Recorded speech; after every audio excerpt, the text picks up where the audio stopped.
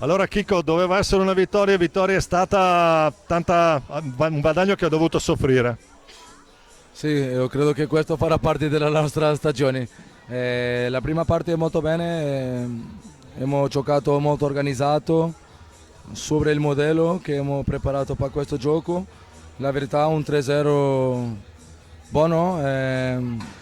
Dopo al secondo tempo non ha passato un po' quello che non ha passato a Bassano quando abbiamo stato avanti de querer avere la palla, basare un po' il ritmo del gioco e loro sono una squadra super esperiente.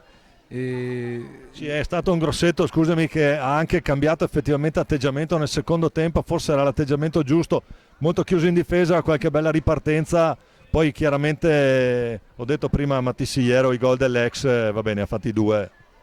sì, ma bueno, questo passa, la squadra ha che stare confortabile a vincere, la verità è che i risultati che abbiamo hasta qui la cosa non stava facile e oggi è super importante da vincere e al fine ha passato quello che io credo che era meritorio della nostra parte di vincere questa partita, non dobbiamo soffrire tanto, ma al fine questo fa parte del crescimento della squadra e molto felice per i 3 punti che è il principale. E, Tre punti che hanno fatto molto felice anche la curva e il pubblico in generale stasera vi hanno tributato un bel saluto alla fine.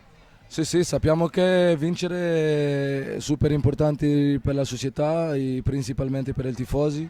E quanto più vinciamo, più tifosi abbiamo qua al Palalido, così che molto felice per questi 3 punti. Aspettiamo che il prossimo sabato questo Palalido stia pieno perché abbiamo una partita molto difficile contro l'Odi.